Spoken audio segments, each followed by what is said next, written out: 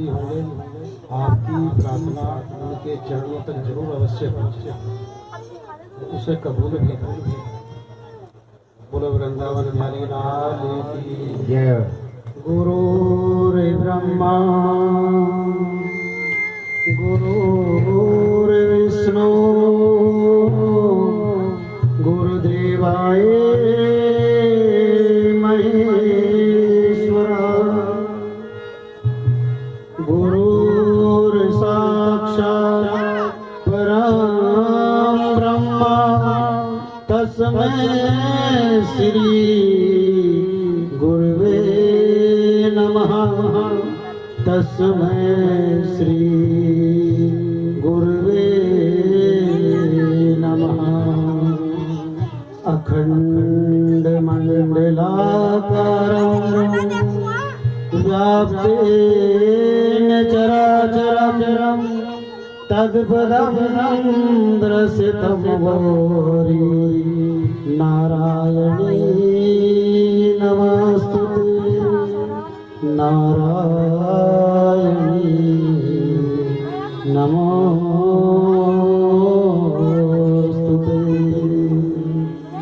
बोलो गुरुदेव भगवान की जय। बोलो सभी के माता पिताओं की जय। कायदे में तो बेटा एक जयकारा, उम्र में जो आपसे बड़े हैं या छोटे हैं हम सबके लिए बड़े। बोलो समस्त प्राणियों की जय। हे प्रभु प्रभु सब अपने अपने घर परिवार में सुख और शांति के साथ सबका घर में मंगल हम सबकी आपसे यही प्रार्थना। जय हो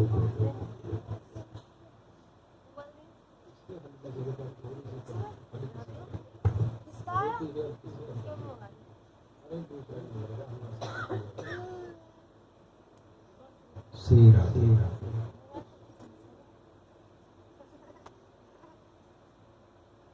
आज गुरु की चर्चा होगी और आप लोग आपका ही साक्षात्कार और ब्रह्म का साक्षात्कार वो भी करेंगे। आज सत्संग जो होगा थोड़ा ध्यान से सुनना। जीवन में आपके अति प्रसन्न जो आपकी उलझने हैं, जो मनुष्य जी रहा है जब से पैदा हुआ है तब तक मृत्यु लोक में है, क्यों है, कैसे है, क्या कारण है, ब्रह्म कहाँ है, वो परम पिता परमेश्वर के दर्शन हम कैसे कर सकते हैं, उसका मार्ग क्या है। बड़ा सरल और साधारण मार्ग। आज सत्संग यही चलेगा। आपको आपका बोध होगा। श्री हरि। बंसी शोभित कर मधुर नील जल तनु श्याम अरुण दुर्जनु भीम फल नयन कमल अभिराम पूर्णिंदु अरविंद मुख पीतांबर शुभ सार जय मन मोहन मदन छवि कृष्ण चंद्र महाराज। हे प्रभु हम सब दीर्घ अपनी कृपा करें। तमेव माता च पिता तमेव बंधु च सखा तमेव विद्या दर्वण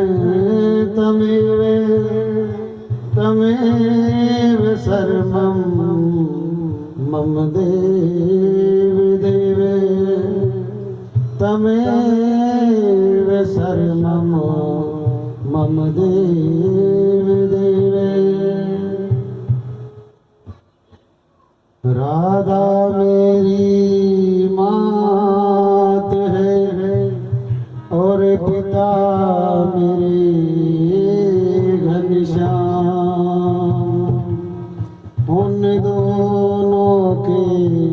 चरणों में मेरा कोटि कोटि प्रणाम। उन दोनों के चरणों में मेरा कोटि कोटि प्रणाम। बोलो वृंदावन बिहारी लाल की जय। आओ आज कुछ गुरुदेव जी के ऊपर ही बोला जाता है, गुरु पूर्णिमा है। और ये हमारी ही बात नहीं है, कई बार ऐसा हो जाए कि सत्संग में आए जिनके सामने हो, आपको लगता है कि शायद ये अपने लिए बुलवा रहे हो। बहुत बार ऐसा हो कि हम गुरुदेव की चर्चा नहीं कर पाते, मन में कहीं ना कहीं एक सवाल चल रहा कि कहीं लोगों को ऐसा ना लगे तो ये शायद अपने ही पूजा कर। और हम दिल से बोल रहे हैं, हम तो आपके सेवक भी नहीं बन पाए। अगर आप सब यहाँ बैठे हैं तो आप ही के अंदर परमपिता परमेश्वर विराजमान है और उनको हमारा कोटि कोटि वंदन भी है। हर बार हम वंदन यही करते होंगे, आपने भागवत जी में देखा कि भक्त वत्सल ही भगवान है, आप ही ब्रह्म। हम आपके सेवक अभी तक शायद नहीं बन पाए, आप ही ने या तो हमें स्वीकारा नहीं या आप कृपा नहीं करते। जहाँ आप देख रहे हो कई बार लगता है कि वहाँ भगवान, जैसे कि एक छोटा सा प्रसंग बोलते भागवत जी का। कई बार मनुष्य के मन में एक सवाल चलता है कि भोलेनाथ बड़े या कन्हैया जी बड़े। एक दूसरे के भगवान कौन है, इष्ट कौन है, ये व्यर्थ के सवाल हैं वैसे, पर ज्यादातर हमें सुनने में आ रहे हैं। अरे उन्होंने तो तुम्हें दिखा दिया कि वो एक दूसरे के भगवान और ब्रह्म इष्ट है। पर क्या आप मनुष्य भी बन पाए? पति पत्नी का नहीं बन पाए, पति पत्नी की नहीं बन पाए, तो और दूसरों की तो बात जब आपस में समर्पण नहीं कर पाते, बाकी तो सब बाहर के वहाँ क्या करें। भगवान से जहाँ भी उनकी लीला देख रहे हो या सुन रहे हो, या कोई भी संत अगर आपसे चर्चा कर रहा है तो उस चर्चा पे सदैव अपने आप को यहाँ पात्र समझ लेना चाहिए कि यहाँ अगर भोलेनाथ की चर्चा है तो भोलेनाथ मैं हूँ, अगर कन्हैया जी की चर्चा है तो मैं हूँ, श्री कृष्ण भगवान भी मैं हूँ। अपने अंदर भाव पैदा करना, लेकिन उसके साथ ये भी सोचना चाहिए कि इन्होंने क्या क्या किया, कैसे कैसे किया, एक दूसरे से कितना प्रेम करते थे और किस तरह एक दूसरे को ब्रह्म समझते। हम तो मनुष्य समझने को तैयार। थोड़ी आवाज गूंज नहीं बेटा, जाती सही आ रही है तुम्हारी? श्री राधे। जब भजन चला करे तो बढ़ा दिया था, बिना भजन के थोड़ी नहीं।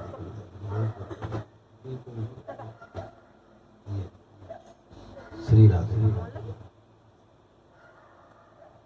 तो उन्हीं से प्रेरणा लेनी चाहिए, एक दूसरे के इष्ट है, एक दूसरे की पूजा करते। भोलेनाथ कन्हैया जी की पूजा करते हैं और कन्हैया जी भोलेनाथ की करते हैं। अब जहाँ तक हनुमान जी और गणेश जी, पार्वती, फलाने निगड़े पता नहीं 33 करोड़ देवी देवता है बेटा, तरह तरह के नाम हैं। जितने लोग हम हैं और हमारे जो नाम है सब ब्रह्म के नाम है। जो 33 करोड़ देवी देवता जिस समय उपाधियां दी थी, शायद उस समय 33 करोड़ की जनसंख्या मृत्यु लोक में कल्पना भी नहीं कर पाए कि कभी इतने इंसान भी हो सकते हैं।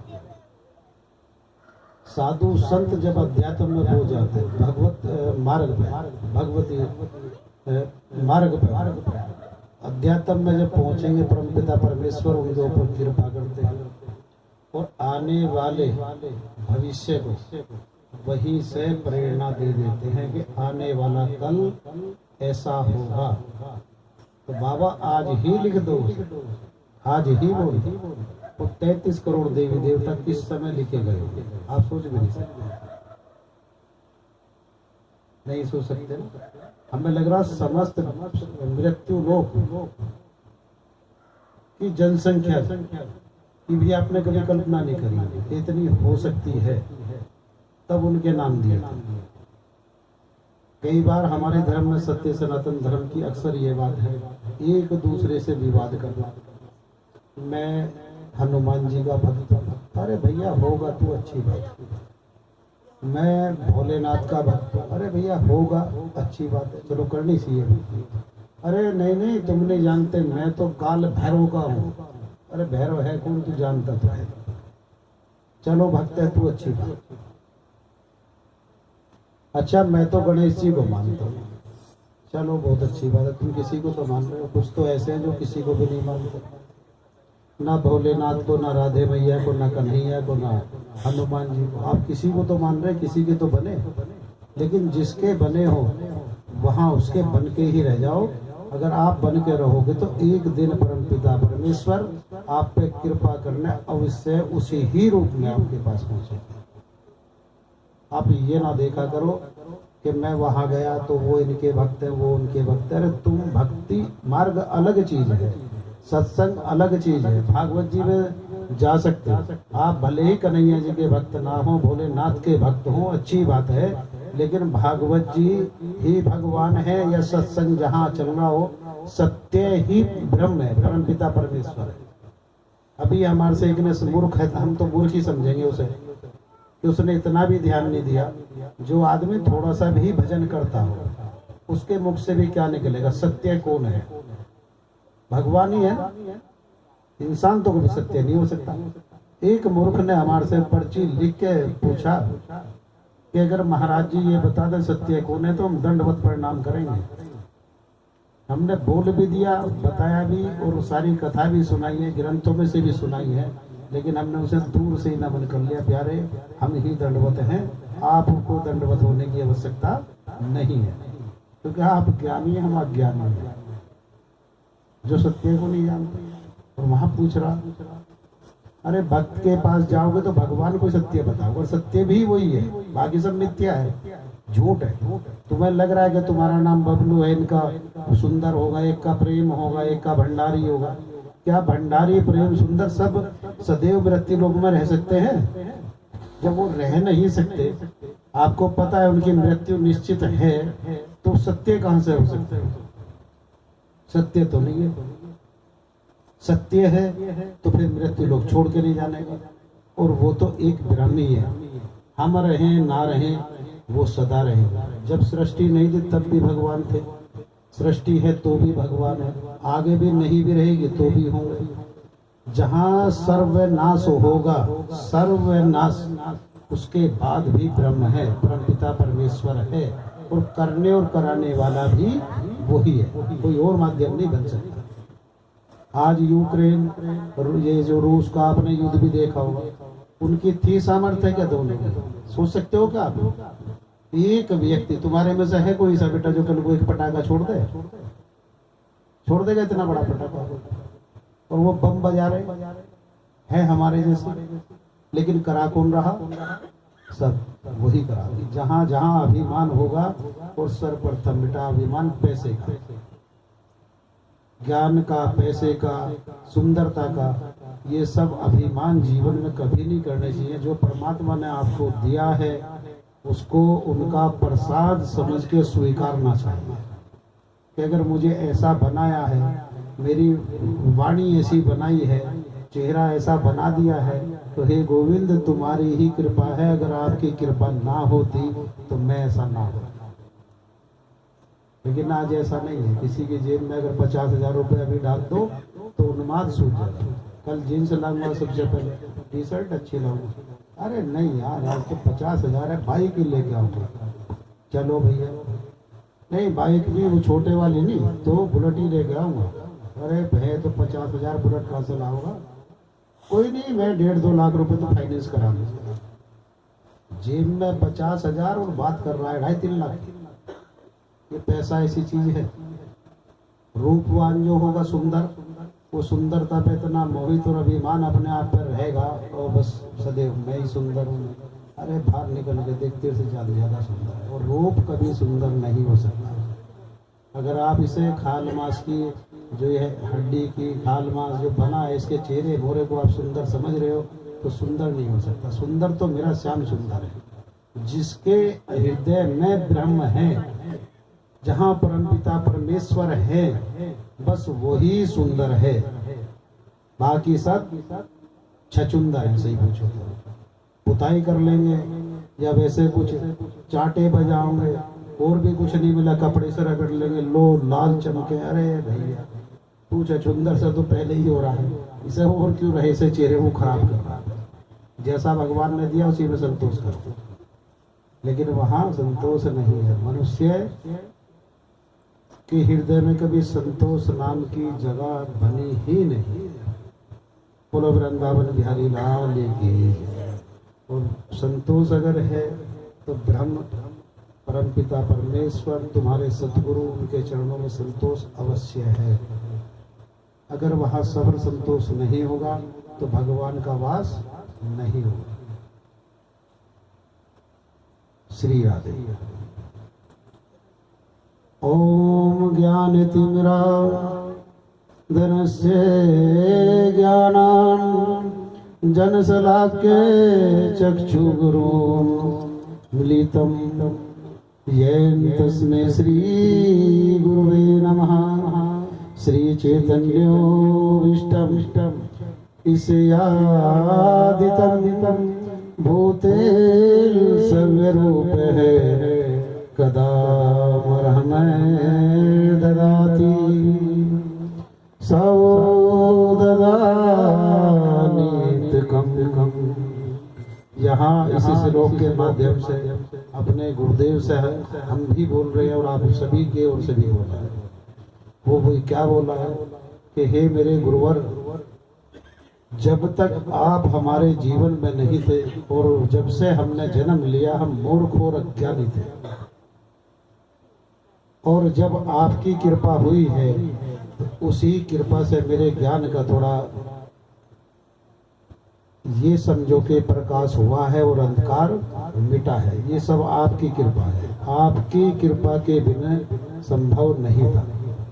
आप ही दीनानाथ, दीनों के नाथ भी आप ही। बोलो गुरुदेव भगवान की जय हो। और अक्सर ऐसा होता भी होगा, जब तक आप सत्संग में ना जाओ, सत्संग ठीक से ना सुनो, तो आपको लगता होगा कि हम ज्ञानी अभिमानी सब कुछ है, लेकिन जब वहाँ पहुँचोगे तो आपको पता चलेगा कि यहाँ तक तो मैं कभी सोच भी नहीं पाया था जो आज सुनने को मिला है। अभी जो आपसे हम बोल रहे थे कि आपका ही स्पर्श करा देंगे और ब्रह्म का मार्ग बता देंगे, अब उसी पर चर्चा करेंगे। बेटा पंखा चला दे, सब वो गर्मी लग रही होगी। कौन सी? अरे तार हिला तू, ऊपर वाला तार हिला। ये देखा ना ज्ञान में और उसमें कितना फर्क है। तुम ज्ञानी बने वो स्विच देख ले कि स्विच नहीं है तो चलेगा। भक्ति करो, ज्ञान का बखान ना करो।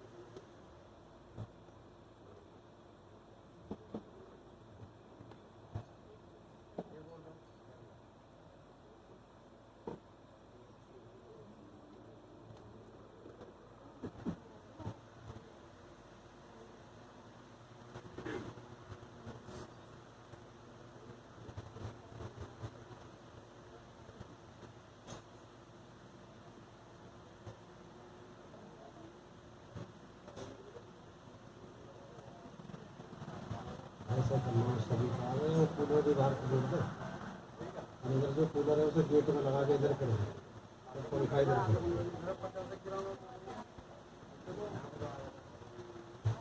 कूलर को भी यहाँ रखे। अरे नहीं, हमारी माइक नहीं, इनकी ओर को कर दे रहे, यहाँ गर्मी लग रही है मच्छर की। अरे हमें तो मच्छर भी काट ले, गर्मी भी लगे तभी तो आनंद आओगे, ठंडी लगे नहीं। ऐसी ठीक है। हाँ, जिसे सोना हो सोता है।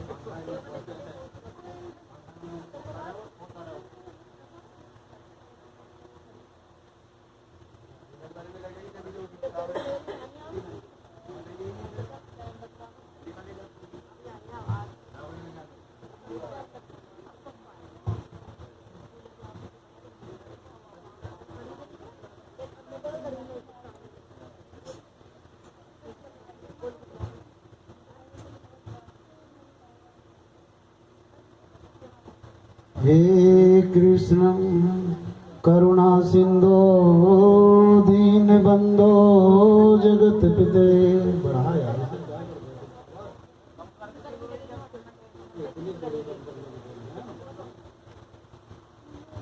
हे कृष्ण करुणा सिंधो दीन बंधो जगत पिते। गोपी गोपिका राधा कांतम नमोस्तुते। हे प्रभु आप दीन दुखियों के सखा हो। श्री राधे हम सभी के परम पिता परमेश्वर आप ही हो। ये अर्जुन जी बोल रहे थे श्री कृष्ण भगवान कि मैं मानता हूँ कि प्रभु आप ही हैं, जगतपति भी आप हैं और जगत पिता भी आप ही हैं। मेरे पालक हार भी आप ही हैं और तारणहार भी आप ही।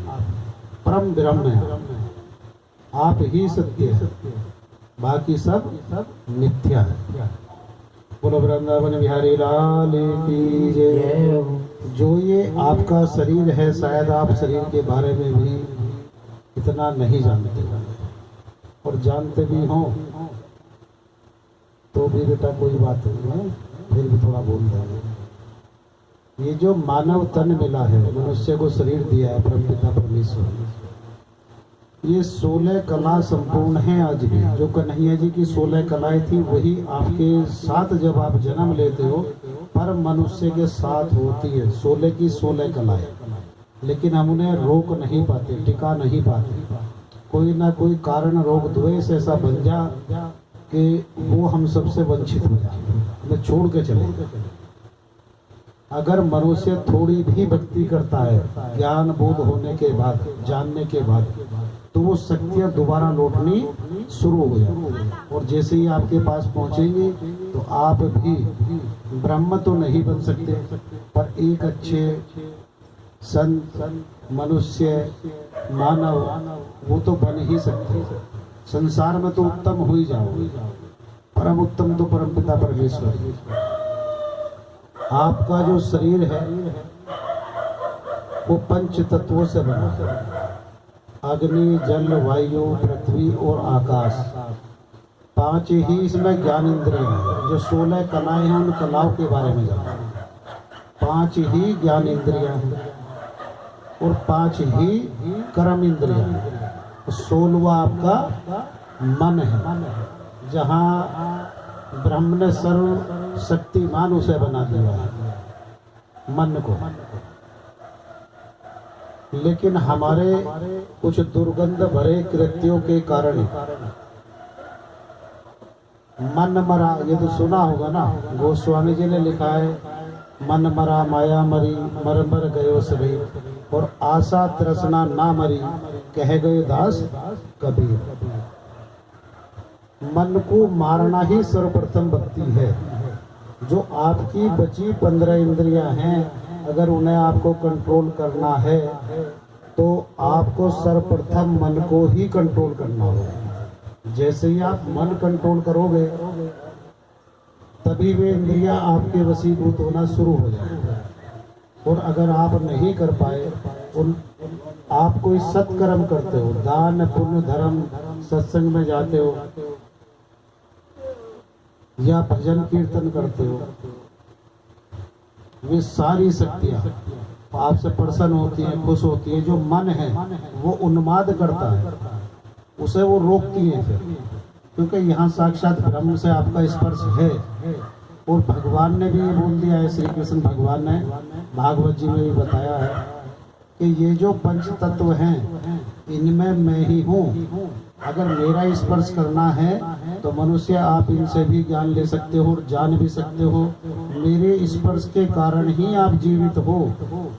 अगर धराधाम पे आपका शरीर चला है तो मेरे स्पर्श से ही चल रहा है। अगर मैं स्पर्श छोड़ दूँ, साथ छोड़ दूँ, तो आपका शरीर कुछ नहीं है, एक माटी थी, माटी है और माटी में ही मिल जाएगी। ये सब बेकार है, व्यर्थ का है।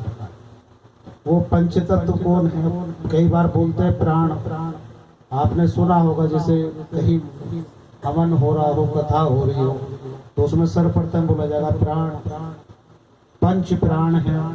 हाँ भैया पंच प्राण है, ये तो बात सत्य है, लेकिन प्राण है कौन से, ये और सत्य कर दो। तो एक साइड और ध्यान से सुनना। हम बोल रहे हैं सत्य ब्रह्म है, परमपिता परमेश्वर है, उनसे अधिक कोई सत्य हो ही नहीं सकता उनसा लग। और दूसरी ओर हमें क्या भगाया जा रहा है, पंच प्राण है। हाँ मानते हैं प्राण है, वो कौन से हैं, प्राण अपान उदान और एक दो नाम और ऐसी ले दिए गए, ये वे है। क्या आप उन सबका अर्थ जानते हो? अरे तो पंच प्राण बताए हैं, पांच प्राण बताए हैं, तो तुमने प्राण का नाम तो सबसे पहले ले दिया। और यहाँ भी जब प्राण गिनाने का नंबर आया तो सर्वप्रथम क्या बोल दिया, प्राण अपान। प्राण का मतलब बताओ आप क्या है, अपान का मतलब आप बताओ क्या है, उदान का मतलब आप बताओ क्या है। हर मनुष्य नहीं जानता, उसे सरल भाषा में ही समझाना अच्छा है, जो उसकी समझ में आती है। लेकिन कुछ विद्वान ऐसे हैं जिन्होंने बिजनेस इस तरह का बना लिया कि शायद अगर हमने इन्हें सब कुछ सत्य बता दिया और इन्हें समझा दिया तो हमें ये नहीं पूछना, फिर हमारी जो दुकान है वो थोड़ी धीमी हो जाएगी। उस दुकान के कारण सबको अज्ञानता में धकेल रखा है। पांच प्राण है और पांच प्राणों के बारे में सर्वप्रथम जान लो और सुन लो और फिर उसे गुण भी लो। और ब्रह्म कहाँ है, परमपिता परमेश्वर कहाँ है, वो भी इसी ही सवाल में है। थोड़ा ध्यान से सुनना है भैया, ये बात बाद में भी हो सकती है। नहीं तो तफरी तुम कर लो, माइक दे दे उस पर कर लो। वृंदावन बिहारी लाल की। पृथ्वी, आकाश, वायु, अग्नि और जल, ये पांच ही प्राण हैं। पांच ही प्राण हैं और इन्हीं के अंदर परमपिता परमेश्वर है, वो विराजमान है। आपकी जो इंद्रियां हैं 11 बची हुई, वो 11 इंद्रिया, एक मन और 10 इंद्रिया, 5 कर्म इंद्रिया, 5 ज्ञान इंद्रिया, वो शेष है। अभी इन तत्वों के बारे में जान लो, 10 के 11 के बारे में भी बता दें। आपसे अगर हम पूछ लें, आप अपनी नाक बंद कर लो, मुंह बंद कर लो, तो क्या जीवित रह सकते हो? कोई कारण है ऐसा जो आप जीवित रह सकते हो? आपको बुखार बना,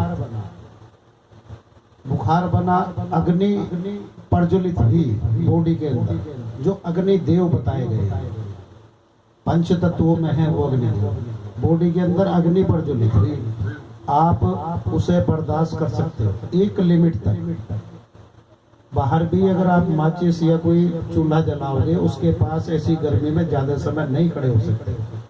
वहां अग्निदेव रुद्र रूप में है, और जिस समय आपके शरीर के अंदर वो रुद्र होंगे, उग्र होंगे, गुस्सा, उन्हें किसी भी कारणों से क्रोधित होंगे, तो वो आपके अंदर ताप इतना बढ़ा देंगे, तामस इतना बढ़ा देंगे कि आपको वैचारिक शक्ति सबसे पहले छेद कर देंगे, भेद कर देंगे, उसे नष्ट कर देंगे। जो आपका माइंड है, जिसे कई बार बोलते हैं, डॉक्टर लोग भी हैं यहाँ बैठे हैं, कि बीपी हाई हो गया, बीपी हाई हो गया। उसे हाई होने का कारण क्या है कि आज अग्निदेव रुद्र रूप में है, वहां शांति नहीं मिल रही, पूरी बॉडी हमारी परेशान है। एक ऐसा लग रहा है कि जैसे अंदर से कुछ कोई चीज जल रही हो, चुभ रही हो, बेचैन है, दिमाग काम नहीं कर रहा। वहां अग्निदेव ये समझो कि क्रोधित है। उसके बाद अगर वही शरीर ठंडा पड़ जाए तो क्या जीवित रह सकता है? अग्नि बाहर निकाल दो, आपके शरीर की गर्मी है बाहर निकाल, जिसे डॉक्टर देख के यो बोलता है अभी तो शरीर गर्म है। नवज जब ही तक चलेगी जब तक आपके अंदर अग्नि का प्रवेश होगा। अगर वो बाहर निकल गई तो भी आप धराधाम पे मृत्यु लोक में जहां हो, जिस माटी से बने उसी में मिल जाओगे। आपके पैरों के नीचे से पृथ्वी ना हो, जैसे कि समझ लो आपको हवाई जहाज में बैठा दिया या हेलीकॉप्टर में बैठा दिया, आप कितने समय जीवित रह सकते हैं? कितने समय रह सकते हैं? खाना पीना ये सब करने के लिए एक लिमिट है तुम्हारे हेलीकॉप्टर हवाई जहाज में, एक सीमा है कि 10 दिन का खाना स्टॉक कर लिया या 1 महीने का कर लिया। उसके ईंधन का भी स्टॉक है, एक लिमिट का है कि इतने टाइम चलेगा, आना वापस पृथ्वी पे पड़ेगा तभी आप जीवित हो। और किसी कारण से वो जो हेलीकॉप्टर उड़ा उसमें भी पंच ही तत्व है। आप कोई भी वाहन भी अगर लोगे उसे भी देख सकते हैं। आपके पास बाइक है, वो स्कूटी है जिसपे स्कूटी पे भी समझ सकते हो, कार है कार वाले भी समझेंगे, उसके अंदर भी पंच ही तत्व है, छठा नहीं है। और उसमें से एक तत्व हटा दो तो क्या चलेगी? वो इंजन, बॉडी